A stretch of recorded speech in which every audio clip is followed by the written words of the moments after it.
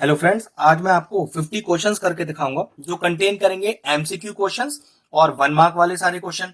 जो एमसीक्यू वाले क्वेश्चन होंगे उसके मैं आपको ऑप्शन नहीं दूंगा, मैं तो सिर्फ क्वेश्चनों को आपको पूरा सॉल्व करके दिखा दूंगा। अगर आप बच्चों को ये वीडियो हमारा पसंद आएगा तो आगे इसके और भी मैं आपके लेक्चर्स बना दूंगा। पहली बार इसके 50 क्वेश्चन से सॉल्व करके दिखा रहा हूँ। अगर आपको ये वीडियो पसंद आए या इंफॉर्मेटिव लगे तो मुझे कमेंट सेक्शन में जरूर बता दीजिएगा। इसका अगला पार्ट या और बहुत सारे पार्ट में लेके आऊंगा जरूर। तो चलिए अपने क्वेश्चन स्टार्ट करते हैं। तो अपना पहला क्वेश्चन कहता है the sum of exponents of prime factors in the prime factorization of 196। मतलब 196 के पहले फैक्टर निकालिए, उसको एक्सपोनेंट फॉर्म में रखिए और जितने भी एक्सपोनेंट है उनका सम बताइए। तो चलो सबसे पहले इस 196 के फैक्टर निकालते हैं। तो 2 9 जा 18 और 2 8 जा 16, फिर आया ये 2 4 जा 8, 2 9 जा 18 और 7 7 जा 49। तो 196 के अगर प्राइम फैक्टर करूंगा तो कितना आएगा? ये आएगा 2 की पावर 2 इंटू 7 की पावर 2। अब हमसे कह रहा है the sum of the exponents. Exponent मतलब ये जो पावर है इनका सम कितना है। तो लिखा मैंने सम ऑफ एक्सपोनेंट्स, बिल्कुल प्रॉपरली स्टेप लिखकर exponents is equal to power कितनी है 2 प्लस 2। एक्सपोनेंट को ही पावर बोलते हैं आप। 2 प्लस 2 4। तो पहले क्वेश्चन का आंसर हो गया 4। चलिए क्वेश्चन नंबर 2 देखते हैं। The zeros of the polynomial is. अब इस पॉलिनोमियल के जीरोस बताने। जीरोस का सिंपल सा मतलब होता है एक्स का वैल्यू। क्योंकि क्वेश्चन में एक्स स्क्वायर मौजूद है तो ये क्वाड्रेटिक पॉलिनोमियल है, लेकिन जीरोस निकालने के लिए इस क्वाड्रेटिक पॉलिनोमियल को जीरो के बराबर ही रखना पड़ेगा। अच्छा, एक चीज की क्वाड्रेटिक इक्वेशन में या तो स्प्लिटिंग का मिडिल टर्म कर सकते हैं या फिर हम क्वाड्रेटिक फॉर्मूला लगा सकते हैं। अगर इसके इस पार्ट को देखा जाए तो इसका स्प्लिट होना तो इम्पॉसिबल है, तो हम क्या करेंगे, इसमें क्वाड्रेटिक फॉर्मूला लगाएंगे और एक्स का वैल्यू निकालेंगे। अब क्वाड्रेटिक फॉर्मूला कैसे लगाते हैं? सबसे पहले क्वाड्रेटिक इक्वेशन का जनरल फॉर्म लिखिए। वो क्या होता है? A x square plus b x plus c is equal to 0। मैं 0 इसलिए ले रहा हूं क्योंकि जीरोस निकालने हैं। जीरोस निकालने के लिए पॉलिनोमियल इक्वेशन को 0 के बराबर रखकर ही आप सॉल्व कर सकते हो, ध्यान रखिएगा। ठीक है, जिसमें एक्स स्क्वायर का कोफिशिएंट ए है, यहां एक्स स्क्वायर का कोफिशिएंट 1 है। एक्स का कोफिशिएंट बी है, यहां एक्स का कोफिशिएंट आपके पास -3 है। सी वाला टर्म है जो इंडिपेंडेंट ऑफ एक्स बोला जाता है, जिसके साथ एक्स मौजूद ना हो। तो चेक करो आपकी इक्वेशन में इंडिपेंडेंट ऑफ एक्स वाला टर्म कौन सा है? -m m+3। अब जिस क्वाड्रेटिक फॉर्मूले की मैं बात कर रहा हूं उसका फॉर्मूला क्या होता है? x is equal to -b plus minus under root of B square minus का 4ac अपॉन 2a। चलिए वैल्यू पुट करते हैं। तो x is equal to -b, तो माइनस और b का वैल्यू ऑलरेडी एक -3 है, plus minus under root of B square मतलब -3 का स्क्वायर बी स्क्वायर माइनस का 4 into A into c. A is 1 and what is c? C हो गया माइनस ऑफ एम m+3। तो एक माइनस और है तो प्लस हो गया यहां पर। तो m और m+3 whole upon 2a, whole upon 2 into a की वैल्यू 1। नेक्स्ट स्टेप देखिए, x इज इक्वल टू 3 फिर plus minus under root of कितना आएगा 9 प्लस ये आ गया आपके पास 4m और m+3 whole upon 2। Next step देखिए, तो x is equal to 3 plus minus under root of, open करिए तो 9 प्लस 4m को पहले m से मल्टीप्लाई कीजिए 4m स्क्वायर और फिर 4m को 3 से कीजिए तो ये हो गया 12m होल अपॉन 2। अब ये ध्यान रखो ये जो रूट के अंदर का टर्म है ये पक्की बात होल स्क्वायर बनेगा ही बनेगा। किस तरह से बन रहा है आइए वो ट्रिक बताता हूं। अंडर रूट ऑफ, चेक करो ये 9 को लिख दिया मैंने 3 का स्क्वायर, 4m स्क्वायर है ना तो इसको मैं लिख सकता हूं 2m का होल स्क्वायर। और चेक करो ये बना a स्क्वायर ये बना b स्क्वायर, तो कहीं ये 2ab वाला टर्म तो नहीं है? चेक कर लेते हैं। 2a की जगह आ गया 3 और b की जगह आ गया 2m। तो चेक करो 2 3 जा 6, 6 2 जा 12m, लिखा 12m ही है। इसका मतलब ये जो 12m है वो एक्चुअल में आइडेंटिटी का 2ab वाला टर्म है, मतलब a square plus B square plus 2ab। और फॉर्मूला क्या होता है इसका? a प्लस बी का whole square upon 2। Next step देखिए, x is equal to 3 plus minus under root of, जरा ध्यान से देखो, a square plus B square plus 2ab ना, तो ये हो गया a प्लस बी का होल स्क्वायर और होल अपॉन का 2 as it is. Next step देखिए, x is equal to 3 plus minus, अब रूट भी लग रहा है और स्क्वायर भी लग रहा है, तो नियम क्या कहता है, रूट भी गया और स्क्वायर भी गया, तो कितना आ गया 3 प्लस 2m और होल के नीचे 2। अब ये प्लस माइनस जो हमने लिखा था, इसका मतलब ये होता है कि आपको दो केस लेने पड़ेंगे, एक केस 1 जिसमें आप प्लस वाली क्वांटिटी सॉल्व करेंगे और एक लेंगे केस 2 जिसमें आप नेगेटिव वाली क्वांटिटी सॉल्व करेंगे। तो x is equal to 3 plus 2m whole के नीचे 2 और यहाँ x is equal to 3 minus, जैसे माइनस लगाएंगे एक ब्रैकेट लगाना पड़ेगा और अंदर क्या आएगा 3 plus 2m whole divided by 2। तो x is equal to, check करिए कितना आ गया, 3 plus 3 6 plus 2m whole divided by 2। अब ऊपर से 2 कॉमन लीजिए, तो x is equal to 2 common आ गया, ये आ गया 3 plus m whole divided by 2, 2 से 2 कैंसिल हो गया, तो एक x का वैल्यू आ रहा है आपके पास 3 प्लस m। चलिए यहां आइए, तो x इज इक्वल टू 3, क्योंकि माइनस लग रहा है ब्रैकेट के आगे तो साइन चेंज करने पड़ेंगे, तो माइनस का 3 माइनस का 2m होल अपॉन 2, माइनस 3 से प्लस 3 चला गया, तो x is equal to minus का 2m अपॉन 2, फिर ये 2 से 2 भी चला गया और ये x का वैल्यू कितना आ गया माइनस का m। हमसे क्वेश्चन में क्या मांगा था कि find the zeros of the polynomial, zeros का मतलब होता है x का वैल्यू, तो आपके पास दो जीरोस कौन कौन से आ गए, वो आपके पास आ गए 3 प्लस m और माइनस m। क्वेश्चन फिनिश हुआ।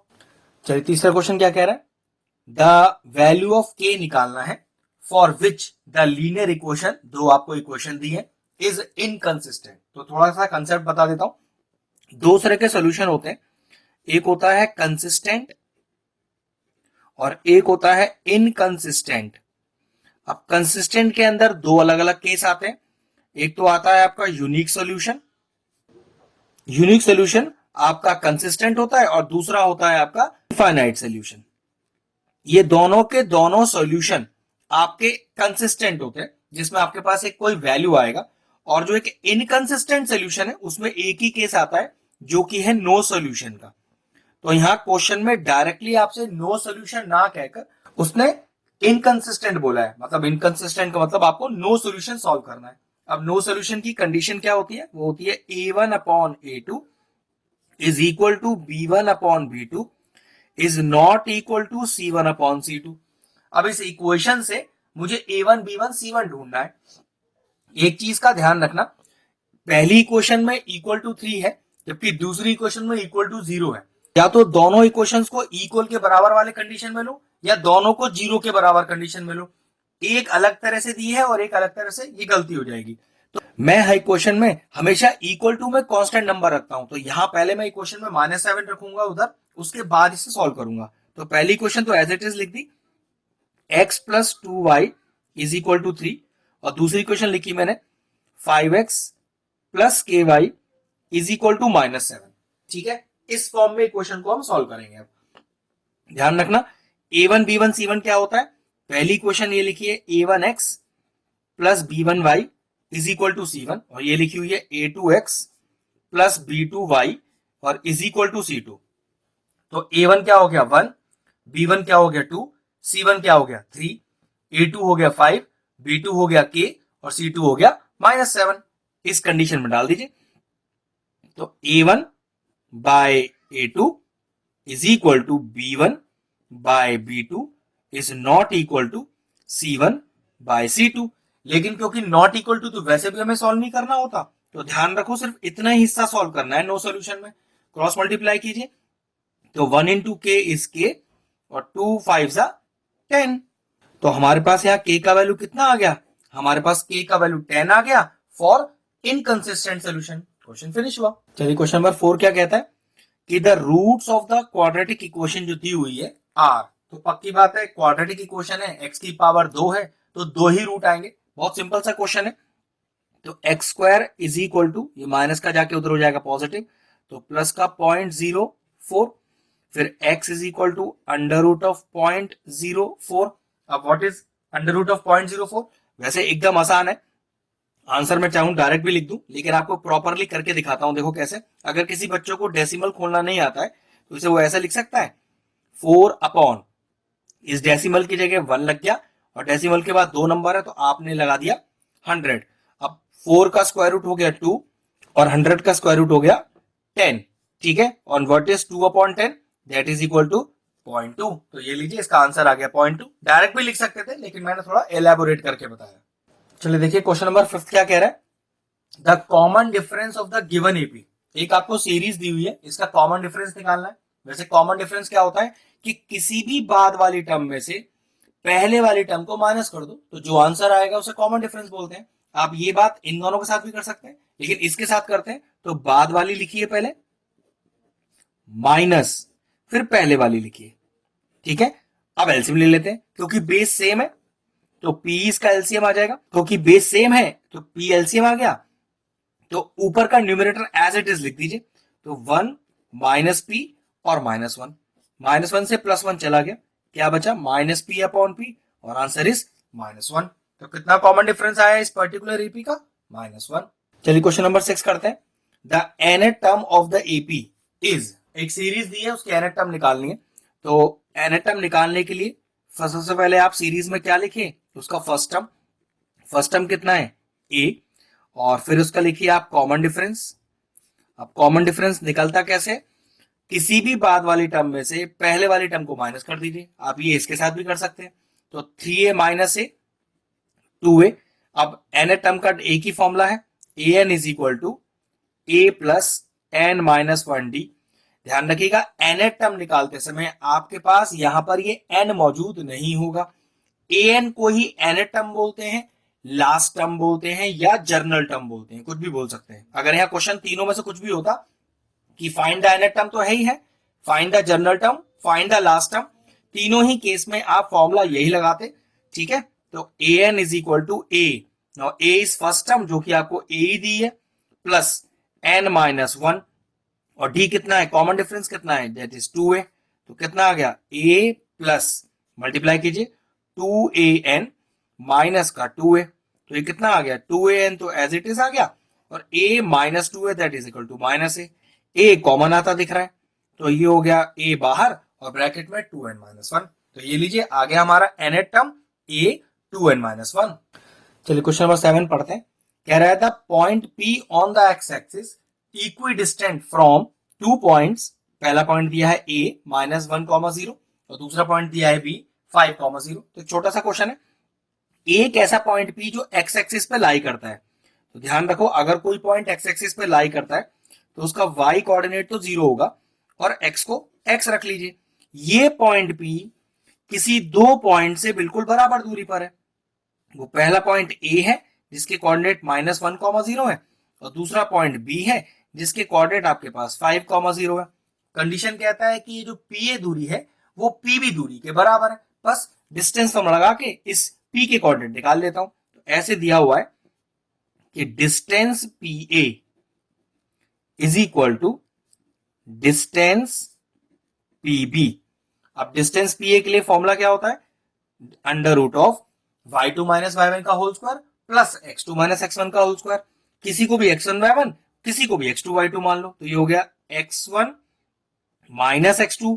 अब x1 माइनस x2 में तो एक माइनस पहले ही है, तो x प्लस 1 का whole square plus y1 minus y2, तो 0 माइनस 0 0, कोई फर्क पड़ेगा नहीं, इज इक्वल टू फिर अंडर रूट ऑफ, यहां पर भी सेम ऐसे ही लगाइए, तो x माइनस 5 का होल स्क्वायर प्लस 0 माइनस 0, तो फिर 0 ही आएगा। ध्यान रखिएगा डिस्टेंस फॉर्मूला लगाते समय x2 माइनस x1 का होल स्क्वायर लिखा या x1 माइनस x2 का, पहले y लिया या पहले x लिया, कोई फर्क नहीं पड़ेगा क्योंकि स्क्वायर लग रहा है, उससे कोई फर्क नहीं पड़ता है, ठीक है। तो ध्यान रखिएगा फॉर्मूला अगर आप लिख भी रहे हो किसी बड़े क्वेश्चन के लिए तो कुछ भी लिख दीजिएगा, x2 माइनस x1 को पहले लिख देना, x1 माइनस x2 को पहले लिख देना, y वाला पहले लिख देना, कोई फर्क नहीं पड़ेगा।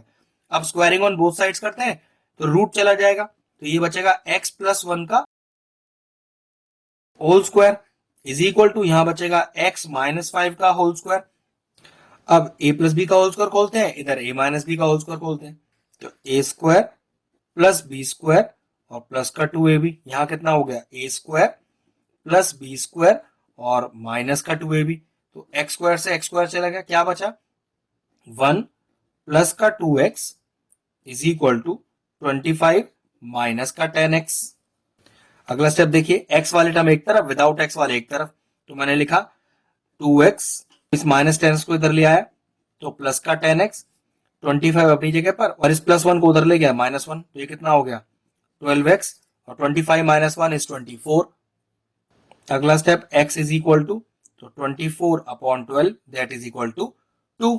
तो मेरा जो p पॉइंट था वो कितना था, x, 0 ही तो था, x का वैल्यू 2 आ गया, तो p कोऑर्डिनेट कितना आ गया मेरे पास, वो आ गया 2, 0। चलिए क्वेश्चन नंबर 8 देखते हैं। कह रहा था coordinate of the point which is reflection of the point this in x axis. सबसे पहले एक कार्टेशियन प्लेन बनाते हैं जिसमें -3, 5 को प्लॉट करते हैं।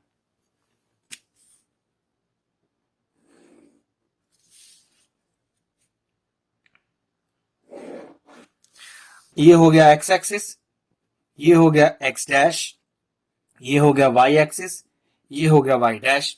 अब -3, 5 कहां आएगा चेक करो, x का -3, y का 5, तो x माइनस यहां होता है, ये ना एक्स डैश, और y पॉजिटिव, तो ये तो कंफर्म है कि ये पॉइंट यहां लाई करेगा। तो x का -3 एक अंदाजे से 1, 2 और 3, और 1, 2, 3, 4, 5, तो ये मान लेते हैं कि ये जो पॉइंट -3, 5 है वो यहां पर आया। क्वेश्चन कह रहा है कि इस पॉइंट का रिफ्लेक्शन निकालना है इन एक्स एक्सिस। इन एक्स एक्सिस का मतलब है कि अगर आपका ऑब्जेक्ट है यहां पर और एक्स एक्सिस को मिरर मान लिया जाए तो रिफ्लेक्शन बताइए कहां आएगा। तो खुद सोच के देखिए, आप खड़े हो यहां पर और ये आपका मिरर है, तो पक्की बात आपका इमेज यहां पर आएगा। अब ये इमेज यहां आएगा, अगर इमेज यहां आएगा तो ये कौन सा क्वाड्रेंट है, ये से फर्स्ट, सेकंड, थर्ड क्वाड्रेंट है, और थर्ड क्वाड्रेंट में चेक करो एक्स भी नेगेटिव, y भी नेगेटिव, तो पक्की बात है कि ये जो रिफ्लेक्शन है उसके कोऑर्डिनेट क्या होंगे। तो चेक करो, ये जो भी पॉइंट है इसका x भी नेगेटिव कर दो, y भी नेगेटिव कर दो। x पहले से ही नेगेटिव है तो जी नेगेटिव ही रहेगा, और y भी नेगेटिव, 5 है ना, तो ये -5 हो गया। हमेशा ध्यान रखना, रिफ्लेक्शन जिस एक्सिस पर हो रहा है उसे तो मिरर मान लेना, और मिरर मान के जिस क्वाड्रेंट में लाई करो उसमें x और y को चेक कर लेना। x यहां नेगेटिव, y यहां नेगेटिव, तो दोनों पॉइंट यहां मैंने नेगेटिव रख दिए। ये लीजिए क्वेश्चन फिनिश हो गया। चलिए नेक्स्ट क्वेश्चन नंबर 9 देखते हैं। कह रहा है कि इफ द पॉइंट P जिसके कोऑर्डिनेट 6, 2 है डिवाइड्स द लाइन सेगमेंट, फिर दिए हुए in the ratio 3:1 then find the value of y। ये जो y है यहां पर ये निकालना है। तो देखो एक सिंपल सा क्वेश्चन है, सबसे पहले एक लाइन सेगमेंट बनाइए ए बी, ठीक है, उसमें a और b आपको कितना दिया हुआ है, ये दिया है 6, 5 और ये दिया है 4, y, और एक पॉइंट P है जिसके कोऑर्डिनेट आपको 6, 2 है, जो इस लाइन AB को 3:1 के रेशियो में डिवाइड कर रहा है। आपको इस y का वैल्यू निकालना है। तो सिंपल सेक्शन फॉर्मूला लगाना है। कैसे लगाया जाता है, इसको ले लेते हैं x1, y1, इसको ले लेते हैं x2 और y2, ये होता है हमारा x और y। अब ध्यान रखना y में कंफ्यूज मत होना, क्योंकि एक y यहां पर ऑलरेडी अननोन दिया हुआ है, तो ये x और y, और हमारा रेशियो होता है m और n। क्योंकि ये y वाला कोऑर्डिनेट ही निकालना है जो y2 पर है, तो डायरेक्टली हम ये वाला कोऑर्डिनेट लिख देते हैं। तो y इज इक्वल टू होता क्या है, my2 plus ny1 upon m plus n। तो this y is equal to, this y coordinate is equal to, जो एक्चुअल में क्या है 2 दिया है, तो यहाँ y छोड़कर डायरेक्टली क्या लिख दूं, 2 लिख देता हूं, my2 my2, now what is y2, y2 is y, plus ny1, n is 1, and what is y1, y1 is 5 upon m plus n, 3 plus 1। बस अब कितना हो गया, तो 2 is equal to 3y plus 5 upon 4, cross multiply कीजिए, तो 2 4 8 is equal to 3y plus 5, इस plus 5 को इधर लाइए, तो 8 minus 5 is equal to 3y। अब ये कितना हो गया 8 minus 5, 3 is equal to 3y। अब 3 चला गया डिवाइड में, तो 3 upon 3 is equal to y, and what is the value of y here, y का वैल्यू आ गया 1। आपको निकालना क्या था कि find the value of y, therefore the value of y is 1। चलिए क्वेश्चन नंबर 10 लिख दिया कि एक फिगर दिया है ट्राइंगल एबीसी है और इसमें दिया है कि M N parallel BC, okay, M N parallel BC दिया हुआ है। कह रहा है A M is to M B का रेशियो है 1:2, ए एम और एम बी का रेशियो दिया है 1:2, और फाइंड करना है area of triangle A M N छोटा ट्राइंगल और area of triangle A B C बड़ा ट्राइंगल। तो छोटे ट्राइंगल और बड़े ट्राइंगल का एरिया का रेशियो चाहिए। वैसे हमारे पास एक थ्योरम होती है कि अगर दो ट्राइंगल के एरिया का रेशियो निकालना हो तो पहले उनका सिमिलर होना जरूरी है। The ratio of the areas of two similar triangle, तो सबसे पहला कंडीशन है कि दोनों ट्राइंगलों को आपको सिमिलर प्रूव करना है। देखो बड़े आराम से हो जाएगा, एम एन पैरेलल बीसी है ना, इस वजह से हो जाएगा आराम से। तो in triangle A M N and triangle A B C, अब इसको कैसे करें सिमिलर, तो कहेंगे कि angle 1 is equal to angle 2, angle 1 is equal to angle 2, और रीजन क्या लिखेंगे, कॉरेस्पॉन्डिंग एंगल। और ये जो एंगल 3 है, जो एंगल ए है एक्चुअल में, तो एंगल 3 वो एंगल 3 कॉमन हो जाएगा दोनों के अंदर। तो अगर किसी दो ट्राइंगल में दो एंगल आपस में बराबर हो जाए तो ट्राइंगल कैसे हो जाते हैं, सिमिलर।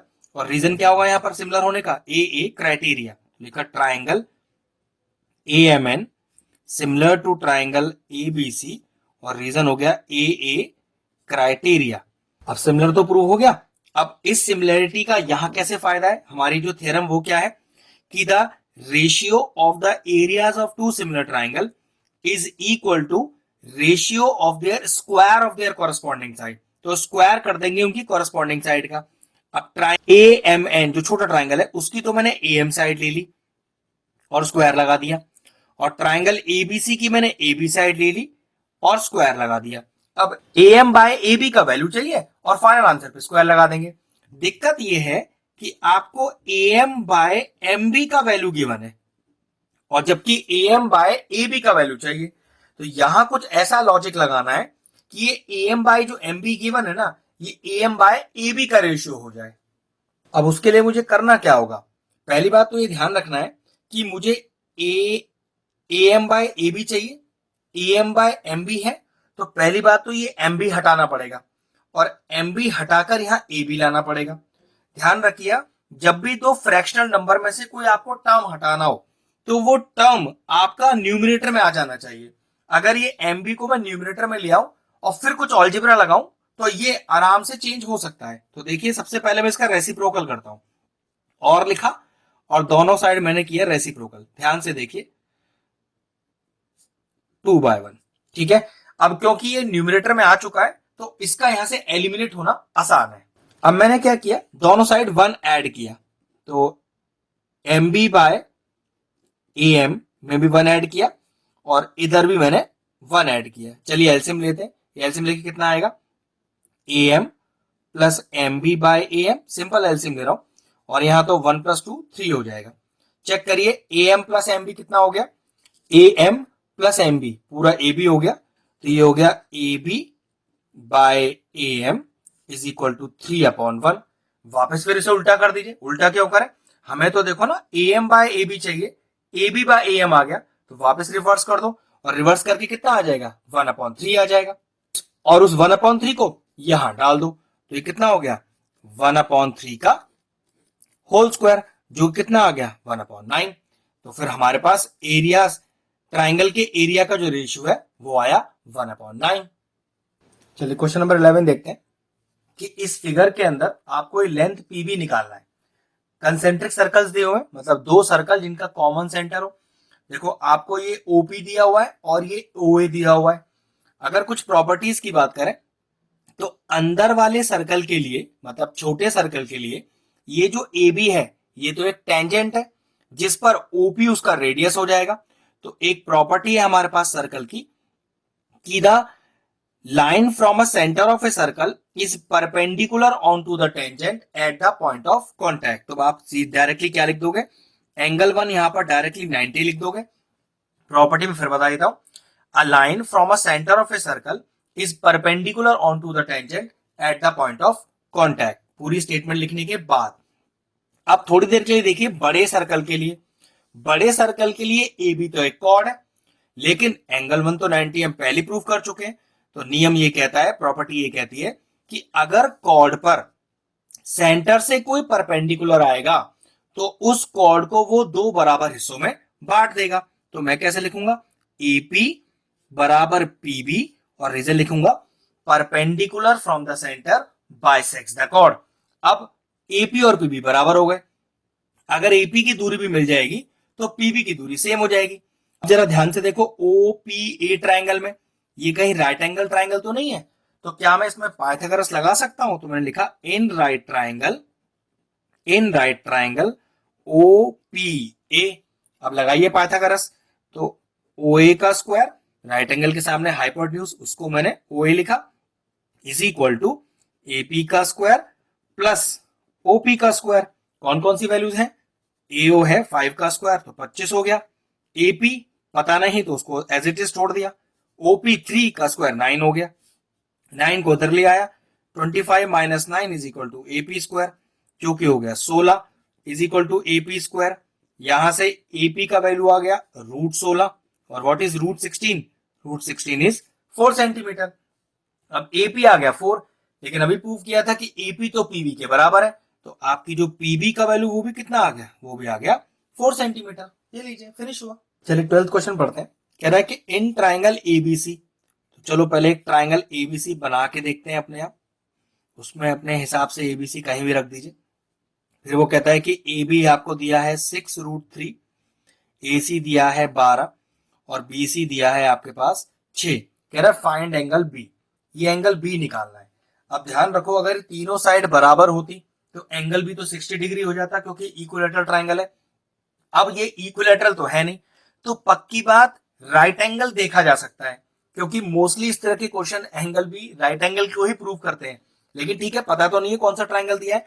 अब क्योंकि एंगल बी ही मांगा है और ये अगर राइट ट्राइंगल होगा तो एंगल बी के सामने वाली साइड हाइपोटेन्यूज होगी, तो ऐसा कुछ चेक कर लेते हैं कि AC का स्क्वायर अगर बराबर आ जाए, क्योंकि राइट एंगल के सामने हाइपोटेन्यूज होगा ना, तो AC का स्क्वायर हाइपोटेन्यूज का स्क्वायर बची हुई दोनों साइड के स्क्वायर के सम के बराबर आ जाए, तो ये एक राइट ट्राइंगल हो जाएगा और एंगल भी 90 हो जाएगा। तो चलो AC का स्क्वायर मतलब 12 का स्क्वायर, ये हो गया 144।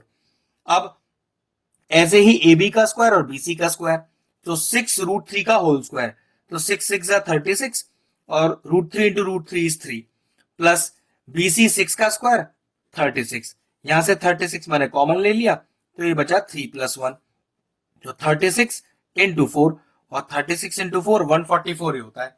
तो क्या पता चला कि LHS RHS बराबर आ गया। इसका मतलब ये जो AC का स्क्वायर है ये बराबर आ गया AB का स्क्वायर प्लस BC का स्क्वायर, लेकिन ये तो पाइथागोरस है और पाइथागोरस है तो पक्की बात आपका B कितना है? आपका B है राइट एंगल। ये लीजिए, सॉल्व हो गया। चलिए क्वेश्चन नंबर 13 देखते हैं। क्वेश्चन कह रहा है कि two triangles are similar if their corresponding sides are. तो मैं आपको कंसेप्ट सिखा देता हूं कि अगर दो ट्राइंगल आपस में सिमिलर हैं तो उनके कॉरस्पॉन्डिंग साइड्स प्रोपोर्शनल होंगी। ध्यान रखिएगा, कॉरस्पॉन्डिंग साइड्स आर प्रोपोर्शनल। दोनों ट्राइंगल की साइड्स को रेशियो में रखा जा सकता है, लेकिन अगर इसकी जगह लिखा होता कि टू ट्राइंगल्स आर कॉन्ग्रुएंट, तो ध्यान रखना कॉरस्पॉन्डिंग साइड बराबर होती, इक्वल होती। तो यहां लिखा है कि two triangles are similar if their corresponding sides are proportional, मतलब उनकी साइड्स का रेशियो बराबर, साइड्स का रेशियो बराबर। ध्यान रखिएगा, साइड बराबर नहीं, साइड बराबर होंगी तो फिर ट्राइंगल कैसे होंगे? कॉन्ग्रुएंट। चलिए क्वेश्चन नंबर 14 क्या कहता है कि इन फिगर, एक फिगर बना के दिया है, the angle of depression, depression angle की बात कर रहा है, ध्यान रखना, from 2 points O1 and O2, 2 point है O1 और O2 of object A. Object A के लिए आपको एंगल ऑफ डिप्रेशन निकालना है। तो ध्यान रखना, एंगल ऑफ डिप्रेशन का मतलब है कि आप O1 या O2 पर खड़े हो और ए को देख रहे हो, और जहां आप खड़े होते हो वहां से जुड़ा हुआ एंगल निकालना होता है। अगर एंगल ऑफ एलिवेशन होता तो आप ए पर खड़े हो और O1 O2 को देख रहे हो तो आप ये वाला एंगल बताते, लेकिन आपको क्योंकि डिप्रेशन बताना है, डिप्रेशन में हमेशा आप O1 और O2 पर खड़े हो, आपको O1 और O2 वाला एंगल बताना है। तो ध्यान रखो, O1 वाला तो डायरेक्ट आपको दिख रहा है 60 डिग्री, तो लिख सकते हो कि the angle of depression at O1 वो तो 60 डिग्री है, लेकिन एंगल ऑफ डिप्रेशन है एट O2 वो नहीं पता। तो देखो बहुत आसान है, ट्राइंगल चेक करो O2BA, in triangle O2BA angle 1, angle 2 और ये पूरा एंगल 3 जोड़ के 180 डिग्री। क्यों? Angle sum property of triangle. इसमें चेक करो, आपको दो एंगल पता है, 2 भी पता है और 3 भी पता है। 1 आपको ऑलरेडी चाहिए ही चाहिए क्योंकि वो आपका दूसरा डिप्रेशन एंगल है। तो 2 आपके पास हो गया 90 डिग्री और 3 हो गया आपके पास 45 इज इक्वल टू 180। तो angle 1 is equal to 180 minus का 90 माइनस का 45 और ये सॉल्व करके कितना आएगा भाई? 180 में से 90 गया 90 और 90 में से 45 गया 45 डिग्री। तो ये जो एंगल दूसरा वाला आया डिप्रेशन एंगल, ये आया 45 डिग्री। तो क्या लिखेंगे? The depression angle at O2 is 45 degree. ये लीजिए आ गया आंसर। चलिए क्वेश्चन नंबर 15 लिख दिया है, ट्रिग्नोमेट्री से क्वेश्चन है कि if sin a plus sine square a बराबर 1 find the value of cos square a plus cos की पावर 4 है। अच्छा क्वेश्चन है, जरा ध्यान से देखिएगा।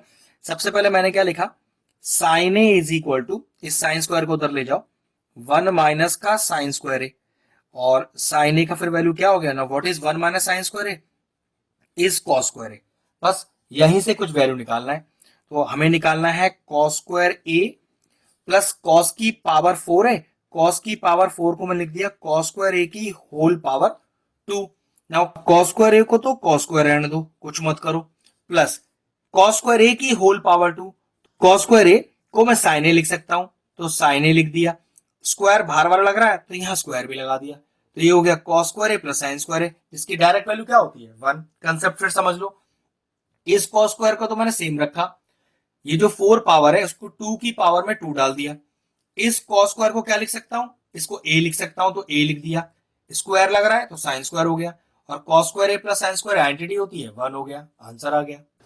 चलिए क्वेश्चन नंबर 16 पर आ रहा है। कह रहा है कि in figure given the sector of a circle, एक सेक्टर ऑफ ए सर्कल दिया है, उसका रेडियस दिया है 10.5, कह रहा है फाइंड द पेरीमीटर। अब पेरीमीटर का मतलब क्या हुआ? ये जो OA दूरी प्लस OB दूरी प्लस ये दूरी, अब इसको मैं यहां नाम P ले लेता हूं। तो यहां पर पेरीमीटर का पहले फॉर्मूला लिखता हूं। पेरीमीटर का सिंपल सा मतलब होता है sum of all the outer boundary. तो ये हो गया AO प्लस OB प्लस BPA। ठीक है, अगर OA की बात करें तो भाई ये तो रेडियस ही है ना, तो वो तो डायरेक्ट दिया है 10.5। OB की बात करें तो ये भी रेडियस है, डायरेक्टली 10.5। अगर इतने हिस्से की बात करें तो ये तो आपका लेंथ ऑफ द आर्क है। अब लेंथ ऑफ द आर्क का डायरेक्ट फॉर्मूला होता है क्या? Theta upon 360 into 2 pi R. बस फॉर्मूला याद रखना है। तो ये कितना हो गया? 10 प्लस 10 20 और ये हो गया 21 प्लस थीटा, थीटा आपको क्वेश्चन में गिवन है 60 अपॉन 360 इंटू 2 पाई का वैल्यू 22/7 और आर वो तो क्वेश्चन में है ही 10.5। बस अभी सॉल्व कर लेते हैं। तो 21 प्लस ये आपका 6 टाइम्स आ गया नीचे और यहां कुछ कटेगा क्या?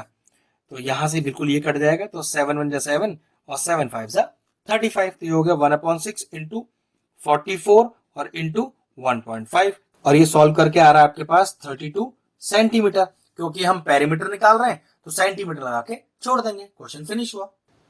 चलिए क्वेश्चन नंबर 17 पे आते हैं कि if a number x is chosen at random from the given numbers -3 -2 -1 0 1 2 3 then find the probability that x square is less than 4। आपको यहां से नंबर कुछ चूज करने, लेकिन कंडीशन ये है कि प्रोबेबिलिटी इस फॉर्म में निकालनी है कि अगर उस नंबर का स्क्वायर कर दिया जाए तो वो 4 से छोटा ही होना चाहिए। ठीक है, तो सबसे पहले हमें जो गिवन नंबर है उसको डिनोट करते हैं S से, जिसको आप बोलते हो सैंपल स्पेस। तो लिख दीजिएगा S denoting sample space and F denoting favourable outcome. अब चेक करो ये टोटल कितने सैंपल स्पेस है? 1 2 3 4 5 6 7। तो N ऑफ S ये हो गया आपके पास 7। अब आपको निकालने हैं फेवरेबल आउटकम। वो किस कंडीशन के हिसाब से निकलेंगे कि अगर आप इसमें से कोई नंबर चूज करो और उसका स्क्वायर करो तो वो नंबर 4 से छोटा ही होना चाहिए, तो वो आप अपने फेवरेबल आउटकम में ले सकते हो। तो -3 चूज किया, स्क्वायर करो 9। क्या 9 4 से छोटा है? नहीं, 9 तो 4 से बड़ा है, तो सॉरी -3 का स्क्वायर करके नहीं लिख सकते हैं। अब -2 का स्क्वायर करो तो -2 का स्क्वायर 4। क्या 4 4 से छोटा है? बिल्कुल नहीं, तो -2 को भी नहीं ले सकते। -1 का स्क्वायर करो 1, क्या 1 4 से छोटा है? बिल्कुल, तो -1 आ गया। 0 का स्क्वायर करो, क्या 0 का स्क्वायर 4 से छोटा है? बिल्कुल, तो 0 भी आ गया। 1 का स्क्वायर 4 से छोटा है? बिल्कुल 1 ही आएगा, तो ये भी 4 से छोटा है, तो 1 यहां पर आ गया। 2 का स्क्वायर 4, क्या 4 से छोटा है? नहीं, तो नहीं आ सकता। 3 का स्क्वायर 9, 4 से छोटा है? नहीं, तो फेवरेबल आउटकम आ गया आपके पास 3 नंबर। फिर आपने लिखा एन ऑफ एफ, मतलब नंबर ऑफ फेवरेबल आउटकम, गिनो कितने हैं? ये 3। और जो प्रोबेबिलिटी होता है उसका फॉर्मूला क्या होता है हमारे पास? प्रोबेबिलिटी का फॉर्मूला होता है n of F upon n of S, तो N F upon N S. N F आया 3, एन एस है 7, तो therefore the required probability is 3/7। ध्यान रखना, जो नंबर आपको गिवन होते हैं उसे सैंपल स्पेस बोलते हैं, फिर उन्हें कुल टोटल कर लेते हैं, तो N of S number of sample space. जो कंडीशन आपको गिवन होती है उससे जो टर्म्स आते हैं वो फेवरेबल आउटकम, फिर उन्हें गिन लीजिए, नंबर ऑफ फेवरेबल आउटकम। और प्रोबेबिलिटी का फॉर्मूला होता है number of favourable outcome upon number of sample space, N F upon N S, और हमारा रिक्वायर्ड आंसर आया 3/7। नेक्स्ट क्वेश्चन देखिए, एक अच्छा क्वेश्चन है कि what is the probability that a random taken leap year has 52 Sundays. मतलब एक लीप ईयर के अंदर 52 संडेज आने की क्या प्रोबेबिलिटी है? तो ये तो बहुत ही आसान क्वेश्चन है। सबसे पहले एनएस, एनएस मतलब नंबर ऑफ सैंपल स्पेस, तो कुल कितने दिन होते हैं लीप ईयर में? 366। और आपको कितने संडेज की निकालनी है? 52, तो जो कि हो गया आपका एनएफ। तो व्हाट इज द प्रोबेबिलिटी? अभी पीछे वाले क्वेश्चन में मैंने आपको प्रोबेबिलिटी का क्या फॉर्मूला बताया था? NF upon NS. ये हो गया 52 अपॉन 366। अगर ये कैंसिल आउट हो सकता है तो बिल्कुल कैंसिल आउट करेंगे, तो बिल्कुल कट रहा है। ये हो गया 2 to the 4 और 2 6 12, 2 1 2, 2 8 16 और 2 3 6। तो हमारा फाइनल आंसर आया 26/183। अगर आपको लगता है कि आगे और कट सकता है तो और भी काट सकते हैं, मतलब रिड्यूस फॉर्म में देना है। बस सिंपल क्वेश्चन था, 52 संडेज की प्रोबेबिलिटी निकालनी है लीप ईयर के अंदर, तो total 52 Sundays upon leap year के टोटल दिन, आ गया आपका फाइनल आंसर। चलिए क्वेश्चन नंबर 19 पर आते हैं। कह रहा है find the class marks of the classes. दो क्लास दी हैं 10 to 25 और 35 to 55, और इसके मुझे क्लास मार्क्स निकालना है। अब क्लास मार्क्स कैसे निकालते हैं? Upper limit plus lower limit divided by 2। ये हो गया 25 प्लस 10 इज 35, तो यहां पर 35/2। अब इसको डिवाइड कर लीजिए, तो 2 1 2, 2 7 14 और 2 5 10। तो पहले वाले केस के लिए जो क्लास मार्क्स है वो है 17.5। दूसरे के लिए देखते हैं, upper limit plus lower limit divided by 2। ये कितना हो गया? 50 और 3 80 और 10 90, 90/2, दैट इज इक्वल टू 45। तो दूसरे केस में जो मेरा क्लास मार्क्स आया वो आया 45 और पहले केस में आया 17.5। चलिए क्वेश्चन नंबर 20 पर आ गए। A die is thrown, what is the probability of getting a prime number? A die is thrown, तो सबसे पहले अपना सैंपल स्पेस लिखते हैं जिसको एस से डिनोट कर रहे हैं। तो डाई इज थ्रोन, तो 1 2 3 4 5 और 6, कुल कितने हो गए सैंपल स्पेस आपके पास? ये हो गए 6। तो एन ऑफ एस कितना आ गया? 6 आ गया। अब गेटिंग अ प्राइम नंबर, तो फेवरेबल आउटकम एफ क्या है कि प्राइम नंबर निकालना। तो 1 से 6 के बीच में कितने सारे प्राइम नंबर्स हैं? ध्यान रखना, प्राइम नंबर कौन से होते हैं? प्राइम नंबर वो होते हैं जो अपने आप से जाए या 1 से जाए, और 1 प्राइम नंबर नहीं होता है। तो ये आपके पास हो गया 2 3 और 5। तो 2 3 और 5, अब ये कुल मिलाकर कितने आपके पास फेवरेबल आउटकम हो गए? गिन लो, 1 2 3 3। और प्रोबेबिलिटी का मैंने फॉर्मूला क्या लिखवाया आपको? N F upon N S. तो एन एफ है 3 और एन एस है आपके पास 6, तो आंसर कट के कितना आया? 1/2। तो अगर एक डाइस फेंके तो प्राइम नंबर आने का जो प्रोबेबिलिटी है वो है 1/2। चलिए क्वेश्चन नंबर 21 स्टार्ट करते हैं। क्वेश्चन कह रहा है कि in triangle P Q R, तो चलिए एक ट्राइंगल पी क्यू आर बनाते हैं। P Q R, S and T R the points on side P Q, मतलब पी क्यू पर उसने एस बोला है हमको लेने के लिए और पी आर वाली साइड पर हमें टी बोला है, सच दैट कि एस टी जो है वो क्यू आर के पैरेलल भी है। मतलब किसी एक ट्राइंगल में दो साइड्स आपको पैरेलल दी हुई है। फिर कहता है कि पी एस की वैल्यू 4 सेंटीमीटर है और पी क्यू मतलब पूरी वैल्यू दी है आपको 9 सेंटीमीटर, फिर ये पूरी वैल्यू इधर पी आर दी है 4.5 सेंटीमीटर, आपसे पीटी निकलवा रहा है।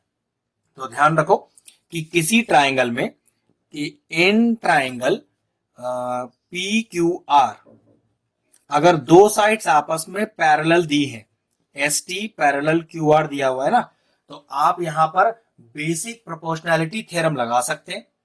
और वो क्या कहती है, वो 3 स्टेटमेंट देती है हमें, क्या, P S upon S Q is equal to P T upon T R. वो हमें दूसरा ऑप्शन क्या देती है, P S upon P Q P T upon P R. क्योंकि आपके पास यहां पर भी छोटा और बड़े साइड का रिलेशन दिया हुआ है, तो यहां पर मैं बीपीटी का जो रिलेशन यूज करूंगा वो करूंगा P S by P Q is equal to PT by P R और रीजन लिखूंगा बीपीटी का पूरा स्टेटमेंट। ठीक है, अब पीएस कितना है, वो 4 है, पीक्यू कितना है आपके पास, वो 9 है, पीटी वो अपने को निकालना है जिसको मैंने एक्स मान लिया है, और पी आर 4.5, बस क्रॉस मल्टीप्लाई कर देते हैं। तो 4 into 4.5 upon 9 is equal to X. और ये सॉल्व करके कितना आ रहा है आपके पास, ये सॉल्व करके आ रहा है 2। बस ये लीजिए, आ गया आंसर। क्वेश्चन नंबर 22 देखते हैं कि फाइंड द वैल्यू किसकी, tan 30 degree into tan 60 degree upon tan 45 degree.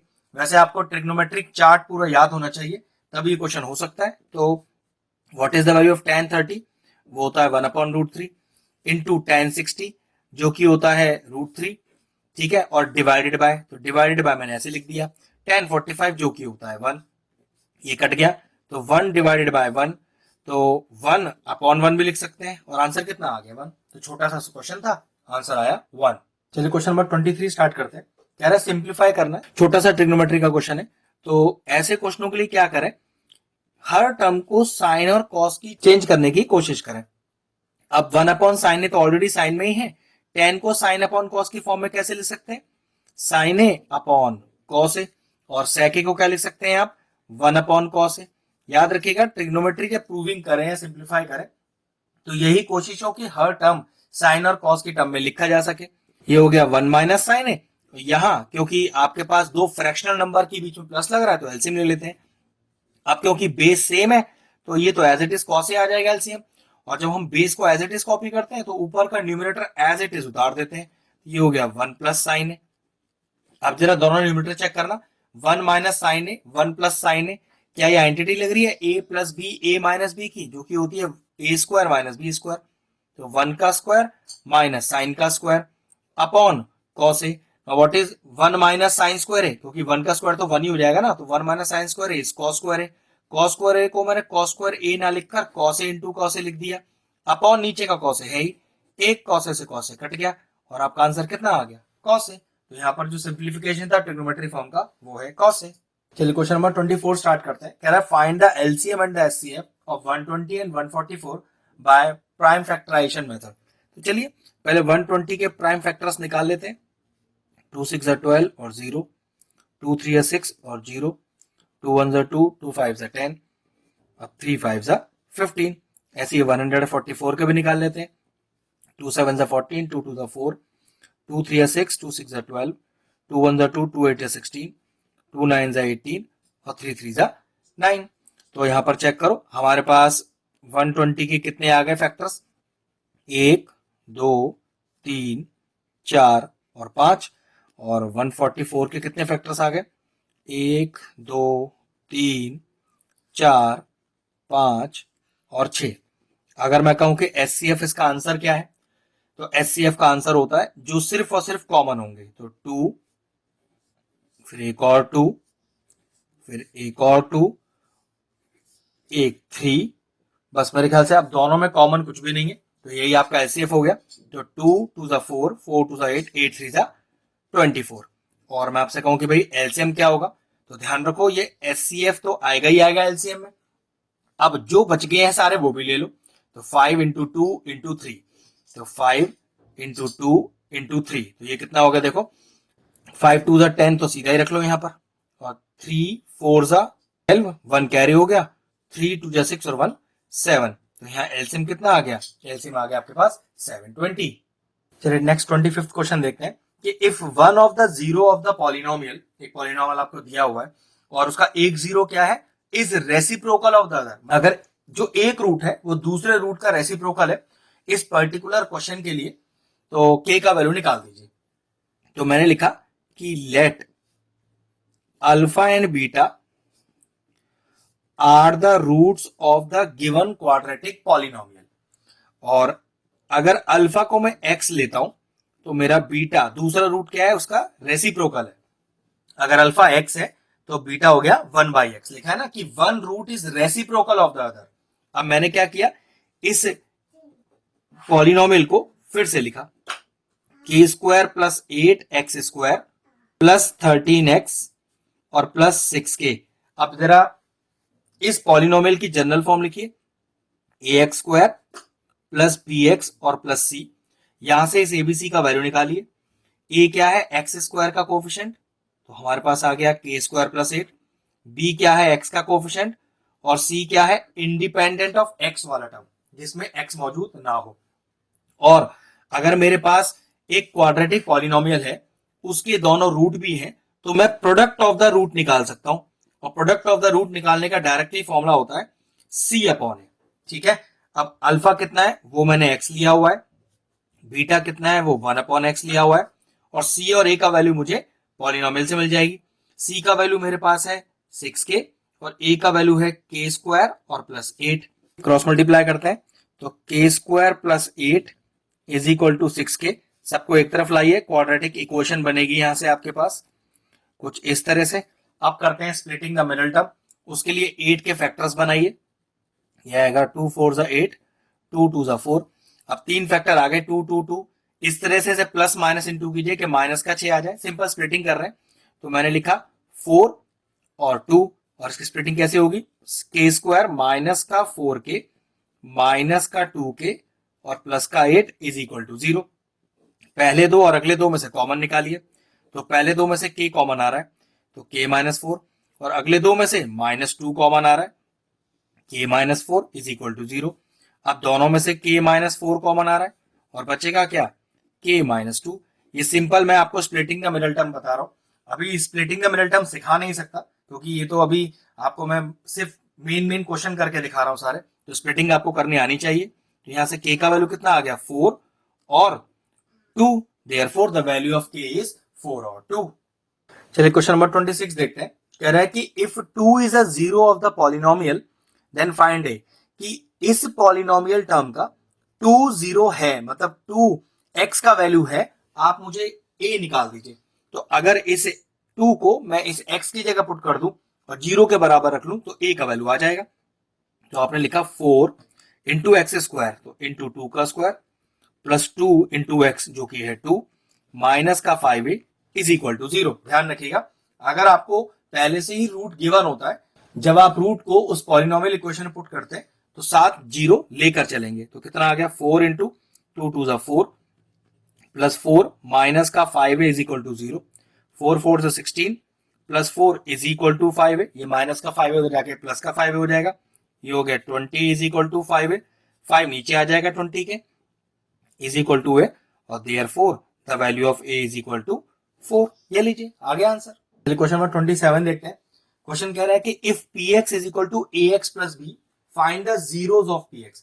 Zeros इस बार निकालने हैं आपको, तो जीरोस निकालने के लिए जो आपका px है उसे 0 के बराबर रख दीजिए। तो लिखेंगे फॉर जीरोस, जीरोस का मतलब होता है x की वैल्यू निकालना, put px is equal to 0, और px आपको कितना दिया हुआ है ax प्लस b, इसे 0 के बराबर रख दीजिए और यहां से x का वैल्यू निकाल दीजिए, और यहां से x का वैल्यू कितना आएगा आपके पास माइनस का b बाई ए। ये लीजिए आ गए 0। 0 का मतलब ध्यान रखिएगा x की वैल्यू ही होता है, जीरोस का एक और नाम है रूट्स ऑफ द इक्वेशन।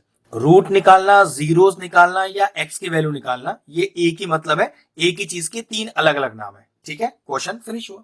चलिए क्वेश्चन नंबर 28 करते हैं। कह रहा है कि find the distance of the point 20,15 from origin. मतलब एक पॉइंट आपको दिया है 20,15 और दूसरा पॉइंट दिया है ओरिजिन। ओरिजिन के कितने कोऑर्डिनेट होते हैं, 0 0 होते हैं, और कह रहा है कि इनके बीच की दूरी निकाल दीजिए। मान लीजिए इस पॉइंट को a मान लेते हैं और इसको b मान लेते हैं, और हमसे कहा जा रहा है कि भाई ए बी के बीच की दूरी निकाल दीजिए। तो ए को अगर मैं मान लू x1 y1 और बी को मान लू मैं अगर x2 y2, तो मुझे निकालने के लिए बोला है डिस्टेंस ए बी, और डिस्टेंस ए बी निकालने का डायरेक्ट फॉर्मूला क्या होता है, under root of x2 minus x1 का whole square plus y2 minus y1 का होल स्क्वायर। एक चीज का ध्यान रखना है इस फॉर्मूले के अंदर, कभी आप बुक में कोई फॉर्मूला चेक करें डिस्टेंस फॉर्मूला और आपको दिखाई दे ऐसा कि x1 माइनस x2 लिखा है या y1 माइनस y2 लिखा है या y पहले लिखा है x बाद में लिखा है, तो ध्यान रखना डिस्टेंस फॉर्मूले में कोई फर्क नहीं पड़ता, आंसर बिल्कुल करेक्ट आएगा, सारे तरीके सही है। तो distance A B is equal to under root of x2 minus x1, तो 0 माइनस 20 या 20 माइनस 0, क्योंकि स्क्वायर लगेगा तो कोई फर्क पड़ेगा ही नहीं। तो 20 माइनस 0 का होल स्क्वायर और 15 माइनस 0 का होल स्क्वायर, तो ये हो गया 20 का स्क्वायर और प्लस 15 का स्क्वायर। अब आपके पास 20 का स्क्वायर कितना हो गया, वो हो गया 400, और 15 का स्क्वायर कितना हो गया 225, ये हो गया अंडर रूट ऑफ 625, और 625 का पूरा स्क्वायर रूट निकालेंगे तो कितना आएगा 25, क्योंकि दूरी निकाल रहे हैं तो पीछे लिख देगा units. Therefore the distance between the given point and the origin is 25 units. चलिए क्वेश्चन नंबर 29 देखते हैं। क्वेश्चन कह रहा है कि इफ 17 cos a बराबर 8, find the value of 15 cosec a minus 8 sec a। चलिए आसान सा क्वेश्चन है। सबसे पहले यहां से cos a का वैल्यू निकालिए, जो कि कितना आएगा 8/17। एक राइट ट्राइंगल बनाइए, हमेशा ध्यान रखना ये एक राइट ट्राइंगल है, और ए बी और सी। अब ध्यान रखिएगा यहां पर मैंने ए को ऊपर रखा है और हमारे पास एंगल भी ए है, तो ए के सामने वाली साइड परपेंडिकुलर मानी जाएगी। कंफ्यूजन ना हो जाए तो आप एक काम करिए, इस ए को यहां ना रखकर यहां सी रखिए और यहां रखिए। याद रखना ये वाला जो कंडीशन है कि ए को मैंने नीचे ही रखा, ये आपको फायदा देगा। तो याद रखें कि ये जो एंगल गिवन हो उसको हमेशा यहीं रखें, इससे आपको फायदा मिलेगा। अगर कुछ बच्चे उस ए को ऊपर रखेंगे तो ध्यान रखना फिर आपको ये ए बी वाली साइड को परपेंडिकुलर मानना पड़ेगा। जो एंगल यहां होता है उसके सामने वाली साइड परपेंडिकुलर होती है, बस इस चीज का ध्यान रखें आप, ठीक है। तो what is cos A, cos कौन सी दो साइड का रिलेशन है, उसका भी निमोनिक है, पंडित बद्री प्रसाद हर हर बोले सोना चांदी तोले। ये निमोनिक आपको आता ही होगा। ये सोने का एस ले लिया और ये हो गया साइन थीटा, चांदी का सी ले लिया ये हो गया कॉस थीटा, और तोले का टी ले लिया टेन थीटा। मतलब साइन थीटा का relationship perpendicular upon hypotenuse, cos का relationship base upon hypotenuse, tan का रिलेशनशिप परपेंडिकुलर अपॉन बेस। मुझे क्या दिया है कॉस ए, मतलब बेस अपॉन हाइपोटेन्यूज का रिलेशन दिया है कितना 8/17। और याद रखना 8/17 एक रेशियो है, और आपको तो बेस और हाइपोटेन्यूज को साइड की तरह लेना है, तो एक कांस्टेंट इंट्रोड्यूस करना। मतलब आप इसे लिखोगे 8a और आप इसे लिखोगे 17k। आप याद रखना कि आप रेशियो को जब दूरी में चेंज करते हो तो आपको एक कांस्टेंट इंट्रोड्यूस करना पड़ता है। तो यहां आया 8k और यहां आया 17k। ये आपके सॉल्यूशन पे फर्क नहीं डालेगा अगर आप k नहीं भी डालोगे, लेकिन कंसेप्ट के हिसाब से क्वेश्चन गलत हो जाएगा, क्योंकि ए बी तो दूरी है, ए सी दूरी है और 8/17 उसका रेशियो है। तो रेशियो को दूरी की तरह नहीं रखा जा सकता, और एक ही तरीका है रखने का, अगर आप उसमें कांस्टेंट को इंट्रोड्यूस करो, ठीक है। तो हमारे पास बेस आ गया, हाइपोटेन्यूज आ गया, क्योंकि राइट एंगल के सामने वाली साइड हाइपोटेन्यूज है। अब निकालना है यहां से परपेंडिकुलर, लगाते हैं पाइथागोरस थ्योरम। AC का square is equal to AB का स्क्वायर प्लस BC का स्क्वायर। AC 17k है तो 17k का होल स्क्वायर, AB 8k है तो 8k का होल स्क्वायर और plus BC square.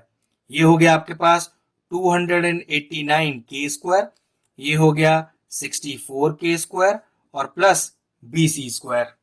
Next step, अब 64k स्क्वायर को उधर ले आइए, तो 289k square minus 64k square is equal to BC square. Solve करके आया 225k square is equal to BC square. यहां से स्क्वायर हटाया, इधर रूट लग गया, तो 225k square is equal to BC, और BC का वैल्यू आया कितना 15k। तो आपके पास एक तरह से परपेंडिकुलर ये जो ए बी था वो आ गया 15 के। बस अब आपके पास तीनों वैल्यूज हैं। आपको कितना, आपको निकालनी क्या है, कोसेक की और सेक की वैल्यू। तो कोसेक ए क्या होता है, चेक करो, साइन का उल्टा ही तो होता है कोसेक। तो साइन अगर पी बाई एच है तो ये हो गया एच बाई पी। एच मतलब ए बी और पी मतलब बी सी। तो ये हो गया आपके पास 17 के अपॉन 15 के से के कट गया और कोसेक का वैल्यू कितना आ गया 17/15। इसी तरह से सेके, अब सेके क्या है, कॉस का उल्टा। वैसे कॉस है तो आपको क्वेश्चन ही था तो डायरेक्टली वैल्यू उल्टी कर सकते हैं इसकी, 17/8। अब यहां इस रिलेशन में रख दीजिए तो कितना आएगा 15 इंटू कोसेके जो कि है 17/15 माइनस 8 इंटू सेके जो कि है हमारे पास 17/8। 15 से 15 चला गया, 8 से 8 चला गया, तो 17 माइनस 17 जीरो बचा। तो what is the final answer, final answer is 0।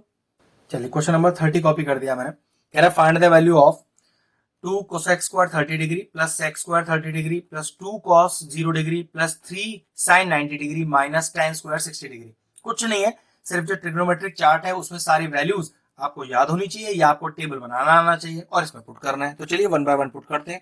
2 बाहर, व्हाट इज cos 30, cos 30 होता है √3/2, स्क्वायर लग रहा है आप भी लगा दो।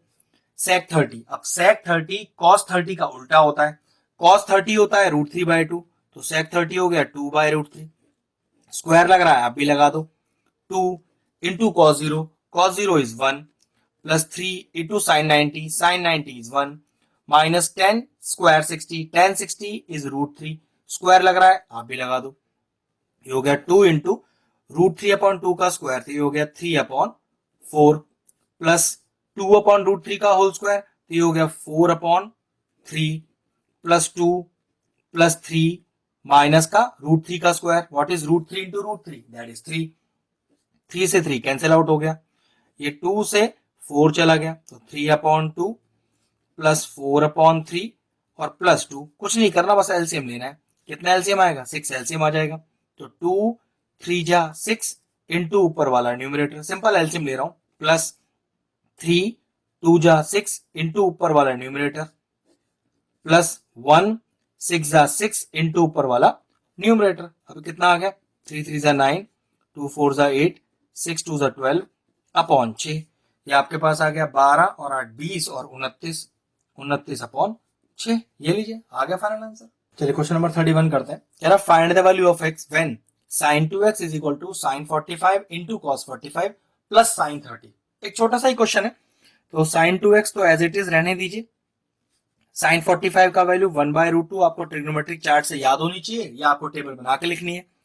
अब cos 45 1/√2 दोनों का सेम वैल्यू ही होता है और प्लस sin 30 इज 1/2। तो sin 2x कितना हो गया यहाँ पर चेक करो, √2 इंटू √2 इज 2 तो 1/2 और प्लस का 1/2, व्हाट इज 1/2 प्लस 1/2 मतलब हाफ प्लस हाफ 1 हो गया। तो क्या पता चला कि sin 2x का वैल्यू 1। अब चेक करो कि साइन के कौन से एंगल पर वैल्यू 1 आता है। तो आप अपने ट्रिग्नोमेट्रिक चार्ट में चेक कर सकते हो कि जो साइन 90 होता है वो 1 होता है। तो ऐसे लिखते हैं इस बात को कि अगर साइन 2x की वैल्यू 1 तो फिर x की वैल्यू कितनी 90 डिग्री। कहने का मतलब कि साइन थीटा 1 कब होता है, जब थीटा 90 डिग्री होता है। तो एक्चुअल में ये 2x पूरा थीटा ही तो है, तो वो 2x की वैल्यू 90 हो गई और यहां से x की वैल्यू कितनी आ गई 90/2 that is equal to 45 degree. बस तो आपकी वैल्यू x की कितनी आ गई 45 डिग्री। कंसेप्ट ध्यान रखना, अगर साइन 2x का वैल्यू 1 है तो फिर ये जो 2x है मतलब ये जो थीटा है साइन थीटा बराबर 1, तो थीटा बराबर कितना भाई थीटा हो गया 90 डिग्री। यहां से 2x की वैल्यू 90 तो x की वैल्यू कितनी 45 डिग्री। क्वेश्चन पूरा हो गया। चलिए क्वेश्चन नंबर 32 देखते हैं। छोटा सा बढ़िया क्वेश्चन है कि sine theta minus cos theta 0 के बराबर है, तो थीटा का वैल्यू निकाल दीजिए। देखिए कितना आसान है, इस माइनस कॉस थीटा को उधर ले जाइए तो sine theta is equal to cos theta हो जाएगा। अब कॉस थीटा को साइन के नीचे ले आइए तो ये होगा sine theta upon cos theta और इज इक्वल टू में क्या आ जाएगा 1 आ जाएगा। What is sine upon cos, sine upon cos होता है tan, तो tan थीटा 1। तो पीछे वाले क्वेश्चन की तरह देखो tan थीटा की वैल्यू 1 कब होगी जब थीटा कितना डिग्री का होगा 45 डिग्री का होगा। बस ये लीजिए तो अगर टेन थीटा 1 है तो थीटा कितना होगा 45 डिग्री। आ गया आपका थीटा का वैल्यू। क्वेश्चन नंबर 33 देखते हैं। क्वेश्चन कह रहा है कि find sec in terms of cos A, मतलब आपको सेक का वैल्यू निकालना है लेकिन इक्वल में कॉस ही लिखा होना चाहिए। तो अगर थोड़ा सा भी नॉलेज रखते हैं ट्रिग्नोमेट्री का तो सेक और कॉस एक दूसरे का रेसिप्रोकल ही तो होते हैं। तो यहां पर सेक का वैल्यू लिख दिया मैंने कॉस के टर्म में, जो कि क्या होता है 1 अपॉन कॉस। तो therefore sec is equal to 1 upon cos A. Sec का वैल्यू भी आ गया और कॉस की टर्म में भी आ गया। Answer is sec equal to 1 upon cos A. चलिए क्वेश्चन नंबर 34 देखते हैं। इफ 300√3 मीटर हाई टावर, तो एक टावर बनाइए और उस टावर का हाइट आपको क्या दिया हुआ है, वो दिया हुआ है 300√3 metre. Makes an angle of elevation, elevation का मतलब ध्यान रखिएगा कि आप नीचे खड़े होकर किसी ऊपर किसी चीज को देख रहे हो, ठीक है। और ये वो मेरा एबीसी ट्राइंगल हो गया, ए बी टावर हो गया और एलिवेशन एंगल आपका सी हो गया। At a point on the ground which is 300 metre away from the foot of the tower. अब इस टावर से दूर है वो पॉइंट सी, और कितना मीटर दूर है 300 मीटर दूर है। कह रहा है find the elevation of the tower. आपको एलिवेशन एंगल ये थीटा निकालना है, एंगल सी निकालना है। ध्यान रखना एलिवेशन का मतलब आप नीचे खड़े होकर ऊपर की तरफ देख रहे हो। तो ध्यान रखो अगर ये थीटा है तो थीटा के सामने परपेंडिकुलर, राइट एंगल के सामने हाइपोटेन्यूज और बची हुई साइड बेस। तो परपेंडिकुलर अपॉन बेस का कोई रिलेशन है, बिल्कुल है।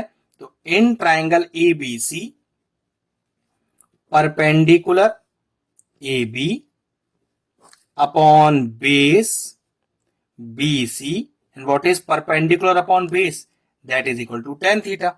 वैल्यू रखिए तो 300√3 upon 300 is equal to tan theta.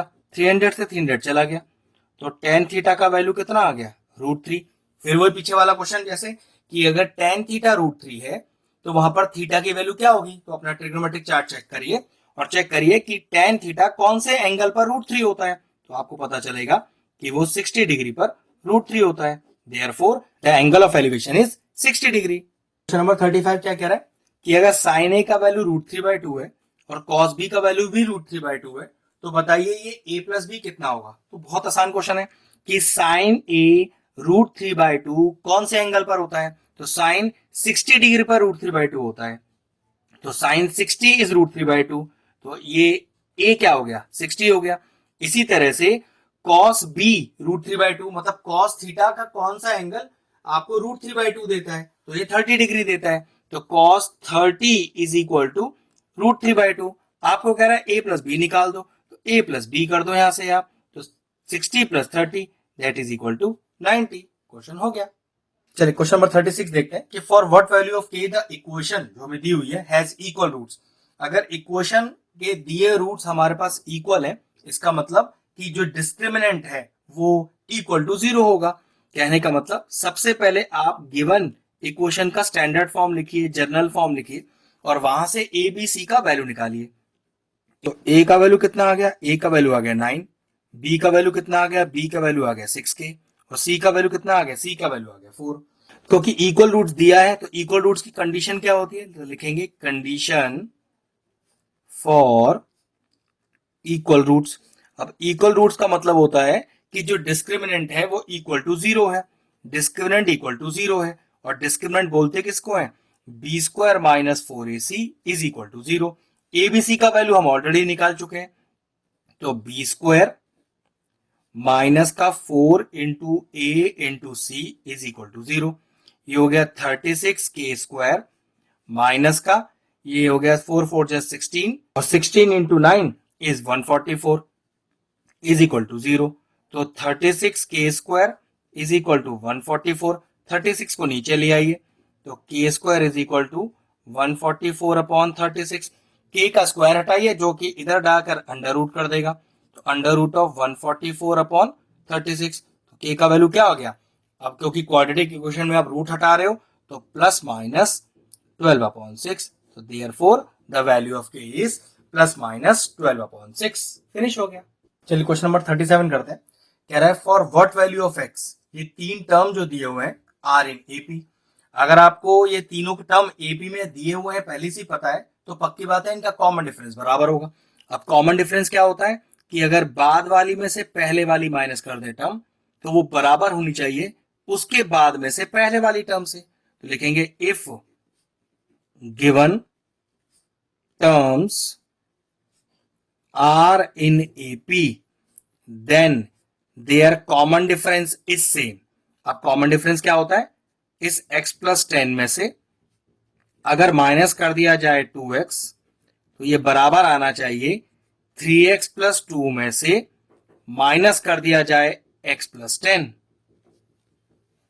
चलिए करिए, तो x प्लस 10 माइनस का 2x is equal to 3x plus 2, bracket के बाहर माइनस है तो माइनस x और माइनस 10। तो चलिए अगला स्टेप देखो, x minus 2x is minus x plus 10 is equal to 3x minus x is 2x और प्लस 2 माइनस 10 इज माइनस 8। अब x वाली टर्म एक तरफ कर लेते हैं, 10 plus 8 is equal to 2x और ये x जाके हो गया उधर प्लस का, तो 18 इज इक्वल टू 3x और 18 upon 3 is equal to x, which implies x का वैल्यू कितना आ गया, x का वैल्यू आ गया 6। तो इस पर्टिकुलर क्वेश्चन के लिए जब ये तीनों टर्म आपको ईपी में गिवन है तो x का वैल्यू है 6। क्वेश्चन फिनिश हुआ। क्वेश्चन नंबर 38 करते हैं। क्वेश्चन कह रहा है कि frame a quadratic polynomial whose roots are -3 and 4। मतलब कह सकते हैं कि एक रूट अगर अल्फा है तो वो -3 है और अगर दूसरा रूट बीटा है तो वो आपके पास 4 है। अब एक क्वाड्रेटिक पॉलिनोमियल फ्रेम करना है। अब उसका डायरेक्ट फॉर्मूला क्या होता है, x square minus sum of the root into x plus product of the root. लेकिन एक ध्यान रखना, क्वाड्रेटिक पॉलिनोमियल बना रहे हो तो इस इक्वेशन के बाहर एक के जरूर लगा लेना। लेकिन अगर क्वाड्रेटिक इक्वेशन बना रहे होते तो इक्वल टू में 0 लिखते, इस के की जरूरत नहीं थी। ध्यान रखना, बिना के बाहर लिखे कुछ करना मत। तो के बाहर x square minus sum of the root मतलब अल्फा प्लस बीटा, तो कर दो -3 plus 4 into x plus product of the root -3 into 4 bracket बंद, के बाहर, तो एक्स स्क्वायर माइनस ये कितना आ गया 1 एक्स और ये कितना आ गया 12। तो फाइनल आंसर कितना आया, जो क्वाड्रेटिक पॉलिनोमियल आप फ्रेम करना चाह रहे थे वो आ गया आपके पास कुछ ये, के बाहर ब्रैकेट के अंदर x square minus x minus 12। Question finish हुआ। क्वेश्चन नंबर 39 देखते हैं। क्वेश्चन कह रहा है कि write a common solution for a pair of given linear equation x is equal to -5 and y is equal to 6। देखो इसको मैं ड्रॉ करके दिखाता हूं, वैसे आंसर आपको दिख ही रहा है लेकिन फिर भी ड्रॉ करके दिखाता हूं। सबसे पहले अपना एक कार्टेशियन प्लेन बनाया, ठीक है, और उसमें इस तरह से सोचिए x -5 किधर है, तो 1 2 3 4 5, क्योंकि हम नेगेटिव साइड पे हैं तो ये हो गया -1 -2 -3 -4 और -5, ठीक है। और x टू -5 पर एक लाइन डाल दीजिए, ठीक है, डाल दी, ये x टू -5। एग्जाम में आपको ये करने का जरूरत नहीं है, ये तो मैं सिर्फ ये बता रहा हूं कि आपका आंसर आपको दिख कैसे रहा है, ठीक है। जब आपको दो लाइन इस तरह से दी हो और आपको कॉमन पॉइंट निकालना है तो देखो कैसे निकलेगा। ऐसे y टू 6 की लाइन कौन सी है, 1 2 3 4 5 6, ऑब्वियसली बात है ये y टू 6 की लाइन है तो इस पर भी एक लाइन डाल दीजिए, ठीक है, ये हो गई y टू 6 की लाइन। अब कह रहा है कि राइट अ कॉमन सोल्यूशन। अब कॉमन सोल्यूशन क्या है, जहां पर दो लाइन आपस में इंटरसेक्ट कर रही हैं। तो x पे कितना हो रहा है -5, y पे कितना हो रहा है 6, तो what is the common solution -5, 6। मैं आपसे कह रहा था ना कि आपको आंसर पहले से ही दिख रहा है इसका, तो डायरेक्टली आंसर क्या हो गया कॉमन सोल्यूशन -5, 6। फिनिश हुआ। नंबर 40 देखते हैं। कह रहा है find the value of k for which the equation coincides. अगर लीनियर इक्वेशन कोइंसाइड कर रही है तो ये केस कौन सा है, ये केस है आपके पास इनफाइनाइट सॉल्यूशंस वाला, क्योंकि एक होता है यूनिक सोल्यूशन, एक होता है नो सोल्यूशन और एक होता है इनफाइनाइट। तो याद रखिएगा कोइंसाइड्स में आपको इनफाइनाइट सोल्यूशन वाला केस लगाना है।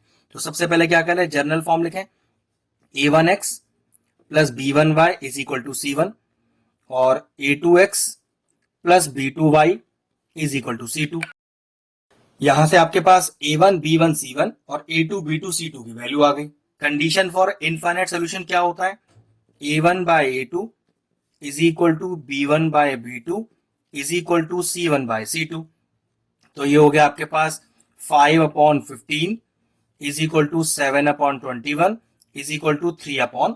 के, क्योंकि के निकालना है तो सिर्फ इतने से ही सॉल्व करके बाद बन जाएगा। क्रॉस मल्टीप्लाई कीजिए, 7k is equal to 21 into 3, 7 को नीचे ले आइए तो k is equal to 21 into 3 upon 7, 7 दिया 21, 3 इंटू 3 9, तो therefore value of k is 9 for which the equations coincides या दे हैव इनफाइनाइट सॉल्यूशन। 41 देखिए, the graph of the polynomial px cut x axis at 3 point and cut y axis as 2 point, find the number of zero। तो ध्यान रखना, polynomial का graph x axis पे कितनी बार touch करेगा उतने ही number of zeros होंगे।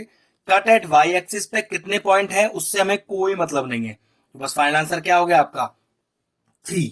Therefore the number of zeros of given polynomial px is 3। ध्यान रखिएगा, जितने पॉइंट x एक्सिस पे कट करेंगे वही आपके नंबर ऑफ जीरोस होंगे, तो आंसर इज 3। क्वेश्चन नंबर 42 देखते हैं कि how many 2 digit numbers are divisible by 4। ऐसे कितने सारे 2 डिजिट के नंबर हैं जो 4 से डिवाइड होते हैं। तो एक चीज तो ध्यान रखने वाली है कि कम से कम 2 डिजिट का नंबर है 10 और ज्यादा से ज्यादा है 99, तो नंबर हमारे पास इसी के बीच में होंगे। तो ऐसा पहला 4 से डिवाइड होने वाला 2 डिजिट का नंबर चेक करो, आई थिंक 12, ठीक है। और हमें कितने सारे नंबर वो निकालने हैं, कॉमा लगाइए।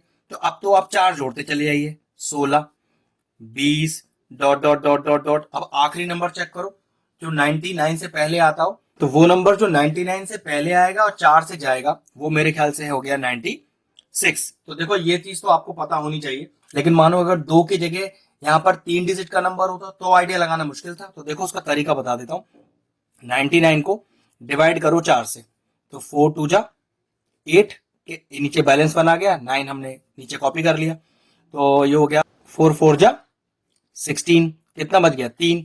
अब ध्यान से देखो, ये जो 3 है वो रिमाइंडर में से सीधा माइनस कर दो, तो 99 में से 3 गया 96। तो इस तरह से भी आप अपने नंबर निकाल सकते हो।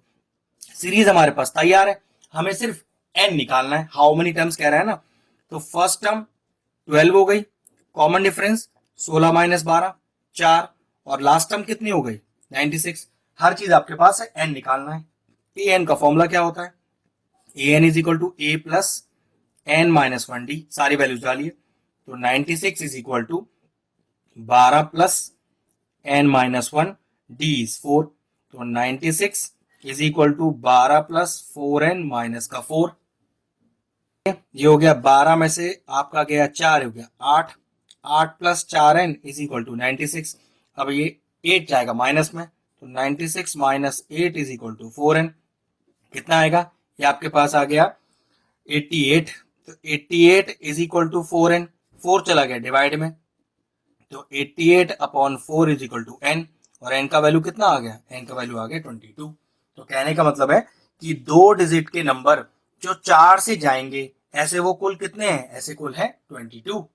क्वेश्चन नंबर 43 देखते हैं कि in a triangle ABC right angle at C. तो चलो एक राइट ट्राइंगल बना लेते हैं और जिसका सी पर रखेंगे राइट एंगल, तो ए बी सी पर रख दिया राइट एंगल। कह रहा है कि find the value of cos A plus B. अब जरा ध्यान से देखो कि इन ट्राइंगल ए बी सी उसके तीनों एंगल का सम कितना होगा कि a plus B plus C 180। Reason क्या हो गया, angle sum property of triangle, जिसमें से c 90 है तो c की जगह 90 रख दीजिए, जो कि उधर जाकर कितना हो जाएगा 180 माइनस का 90। तो what is the value of a plus B, a plus B का वैल्यू आ गया 90।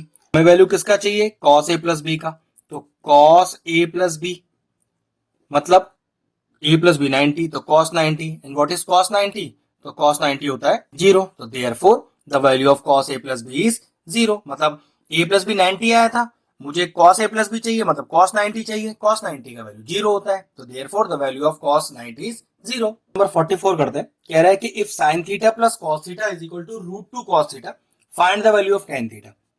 चलिए क्या करें, पहले cos को एक तरफ करते हैं, तो sin theta is equal to √2 cos theta, और ये वाला cos उधर चला जाएगा, यहां से फिर एक cos थीटा कॉमन आ रहा है, तो sin theta is equal to cos theta common आया √2 और माइनस का 1, ठीक है। और इस cos को इधर ले आइए, तो sin cos नीचे लाइए sin के, तो sin upon cos is equal to √2 minus 1। Now what is sin upon cos, that is equal to tan, तो what is the value of tan theta, क्योंकि हमें आगे सॉल्व करने की जरूरत ही नहीं है, टेन थीटा का वैल्यू तो मांगा है, तो टेन थीटा आ गया √2 - 1। ये लीजिए सॉल्व हो गया। क्वेश्चन नंबर 45 करते हैं। क्वेश्चन कह रहा है कि sine alpha is √3/2, cos beta is 0, find the value of beta minus alpha. तो बहुत आसान क्वेश्चन है कि साइन थीटा √3/2 कौन से एंगल पर होता है, तो साइन का वो एंगल होता है आपका 60 डिग्री। तो कह सकते हैं कि साइन 60 √3/2, तो अल्फा का वैल्यू कितना आ गया, 60 आ गया। अब कॉस बीटा 0 कब होता है, कॉस बीटा 0 होता है 90 डिग्री पर, तो बीटा का वैल्यू कितना आ गया 90 डिग्री की कॉस 90 0। अब आपको क्या कह रहा है कि बीटा माइनस अल्फा निकालना है, तो what is your beta 90, what is your alpha 60, तो what is 90 - 60, that is equal to 30 degree. ये लीजिए आ गया आंसर। क्वेश्चन नंबर 46 देखते हैं कि a card is drawn from a pack of 52 cards, find the probability of drawing a card which is neither a spade nor a king. तो सबसे पहले नंबर ऑफ सैंपल स्पेस लिखते हैं, लिख दीजिएगा S denoting sample space and F denoting favourable outcome. सबसे पहले sample space क्या होता है कि टोटल 52 कार्ड्स है, तो 52 कार्ड कौन कौन से हैं वो तो सैंपल स्पेस है। अब आप सारे कार्ड तो दिखा नहीं सकते, तो डायरेक्टली NS लिखोगे, मतलब नंबर ऑफ सैंपल स्पेस। तो टोटल कार्ड कितने हो गए आपके पास 52। अब होता है फेवरेबल आउटकम, जिसको F से डिनोट करते हैं कि जो आपको कंडीशन दी गई है वो इंडिविजुअली क्या क्या है। तो आप उन्हें अलग अलग लिख तो सकते नहीं, तो उनकी डायरेक्ट गिनती लिखोगे, तो उसको बोलेंगे हम नंबर ऑफ फेवरेबल आउटकम। तो वो मांग क्या रहा है हमसे कि जो पत्ता आप ड्रॉ कर रहे हो ना तो वो स्पेड होना चाहिए और ना ही किंग होने चाहिए। तो चेक करो कितने स्पेड होते हैं, क्योंकि स्पेड एक सूट है और सूट के 13 पत्ते होते हैं, तो ना तो 13 पत्ते और ना ही किंग हो, 4 किंग है। लेकिन एक प्रॉब्लम है कि जो आप 13 पत्ते स्पेड के लोगे उसमें से स्पेड वाला किंग तो ऑलरेडी यहां 13 पत्तों में इंक्लूड हो जाएगा। तो अगर आपने 13 पत्ते स्पेड के ले लिए हैं तो किंग तो आपके पास अब सिर्फ 3 ही बचेंगे। तो 13 + 3 टोटल 16 पत्ते आपको क्या कह रहा है लेने ही नहीं है। तो 52 में से आप 16 माइनस कर दो, तो आपके पास टोटल बचे हुए पत्ते रह गए कितने 36। फिर समझ लीजिए, स्पेड भी नहीं होना चाहिए किंग भी नहीं होना चाहिए। जब आपने स्पेड के 13 पत्ते हटाए तो उसमें से स्पेड वाला किंग तो ऑलरेडी यहां आ गया ना, तो टोटल 3 ही किंग तो रह गए आपके पास। तो 13 और 3 और ये 16 पत्ते आपको कह रहा है चाहिए ही नहीं, तो गड्डी में से 16 पत्ते माइनस कर दीजिए। 52 - 16 इज 36। और प्रोबेबिलिटी का फॉर्मूला क्या सिखाया मैंने आपको, NF/NS। ये हो गया 36/52। कैंसिल आउट हो रहा है तो बिल्कुल काट लीजिए। 2 1 2, 2 8 16, 2 2 4 और 2 6 12, और भी जा रहा है। 2 9 18, 2 1 2, 2 3 6। तो what is the probability, required probability, the required probability is 9/13। Question number 47 करते हैं कि in a lottery there are 10 prizes and 25 blank. 25 blank का मतलब कि उस पर प्राइज निकलेगा नहीं, कि व्हाट इज, फिर निकालना क्या है कि what is the probability of getting a prize. सबसे पहले आप NS करेंगे, मतलब total number of sample space. Sample space मतलब कि टोटल कितनी टिकटें बिकेंगी, तो 10 प्राइज वाली बिकेंगी और 25 ब्लैंक वाली बिकेंगी, तो बिकेंगी तो सारी। तो ये टोटल मिला के NS कितना हो गया, S मतलब सैंपल स्पेस, तो total number of sample space. अब आपको निकालना है कि total number of favourable outcome. अब ये फेवरेबल आउटकम क्या होता है कि जो कंडीशन हमसे मांगी गई होती है इसके टोटल नंबर। हमसे क्या मांगा है, प्राइस निकालने की प्रोबेबिलिटी, तो प्राइस पक्की बात 10 पे ही निकलेगा। तो N(F) कितना हो गया, मतलब नंबर ऑफ फेवरेबल आउटकम हो गया 10। और प्रोबेबिलिटी का फॉर्मूला हमने आपको क्या सिखाया है, NF/NS। तो NF है 10, NS है 35, काटिए 5 2 10, 5 7 35। तो हमारा जो रिक्वायर्ड प्रोबेबिलिटी आया वो आया 2/7। क्वेश्चन नंबर 48 देखते हैं कि if the probability of an event, मतलब P ऑफ E 0.37 है, तो find the probability of not E, मतलब इवेंट ना होने की प्रोबेबिलिटी निकालनी है। तो लॉजिक समझिए कि probability of an event, probability of not an event, not an event को इसे बार लगाकर भी दिखाते हैं, इज इक्वल टू 1। मतलब P of E plus P of E not, इसे नॉट बोलते हैं, इज इक्वल टू 1। आपको P ऑफ E कितना दिया हुआ है, मतलब प्रोबेबिलिटी ऑफ एन इवेंट कितना दिया हुआ है 0.37, और आपको निकालना है कि प्रोबेबिलिटी ऑफ नॉट E का, नॉट एन इवेंट का, इज इक्वल टू 1। इसको इधर ले गए तो P ऑफ नॉट E का वैल्यू आ गया 1 माइनस का 0.37 that is equal to 0.63. Therefore, the probability of not an event is 0.63. 49 देखिए कि draw any graph which is parallel to x axis. कि एक ऐसी लाइन डालिए, एक ऐसा ग्राफ ड्रॉ कीजिए जो हमेशा एक्स एक्सिस के पैरेलल ही हो. तो उसके लिए पहले मुझे आपको एक कार्टेशियन प्लेन बना के दिखाना पड़ेगा, अपना कोऑर्डिनेट एक्सिस बना के दिखाना पड़ेगा जिस पर एक्स और वाई एक्सिस डिनोट होते हैं. ये हो गया एक्स, ये हो गया एक्स डैश, ये हो गया वाई और ये हो गया वाई डैश. तो हमसे कह रहा है एक ऐसी लाइन डालिए, एक ऐसा ग्राफ ड्रॉ कीजिए जो एक्स एक्सिस के पैरेलल हो. अब ये तो आपका एक्स एक्सिस हो गया. तो पक्की बात, कोई भी लाइन जो एक्स एक्सिस के ऊपर हो या कोई भी लाइन जो एक्स एक्सिस के नीचे हो, सारी एक्स एक्सिस के पैरेलल होंगी. तो देखो जैसे ये y इक्वल टू 1 है, ये y इक्वल टू 2 है, ये y इक्वल टू 3 है, ये y इक्वल टू 4 है. ऐसे यहाँ पर y equal to -1, y is equal to -2, y is equal to -3. ये जितनी भी लाइन आएंगी ये सब क्या होंगी, ये एक्स एक्सिस के पैरेलल होंगी. तो यहाँ अगर आप कोई लाइन डाल दें तो देखो वो एक्स एक्सिस के पैरेलल है, या यहाँ डाल दें या यहाँ डाल दें, कहीं पर भी डाल दें. इसका मतलब कोई भी एक ऐसी लाइन जो y इज इक्वल टू में होगी वो हमेशा एक्स एक्सिस के पैरेलल होगी. तो यहाँ पर आप कितने भी सारे नाम लिख सकते हो, y is equal to 1, y is equal to 2, y is equal to -3, y is equal to 4, कुछ भी लिख दो यहाँ पर y इज इक्वल टू करके. वो सारी लाइन हमेशा एक्स एक्सिस के पैरेलल होगी. और अगर मैं आपसे ये कहूं कि ऐसी कितनी सारी लाइन डाल सकते हैं, ऐसे कितने सारे ग्राफ ड्रॉ कर सकते हैं जो एक्स एक्सिस के पैरेलल होंगे, तो जवाब कितना होगा, आप ऐसी कितनी सारी लाइन डाल सकते हो, इनफाइनाइट लाइंस. ये लीजिए हो गया क्वेश्चन. की तरफ बढ़ते हैं. Question number 50, the number of zeros of the polynomial. तो नंबर ऑफ जीरोस निकालने के लिए, मतलब जीरोस नहीं निकालने, कुल कितने जीरोस होंगे ये बताना है. तो एक सिंपल सा आंसर है कि x की जो हाईएस्ट पावर होगी उतने ही नंबर ऑफ जीरोस आएंगे. अब आप देख सकते हैं यहाँ पर x की हाईएस्ट पावर 2 है, तो टोटल नंबर ऑफ जीरोस कितने हो गए, वो हो गए 2 आपके. ये लीजिए 50 क्वेश्चंस आपके फिनिश हुए.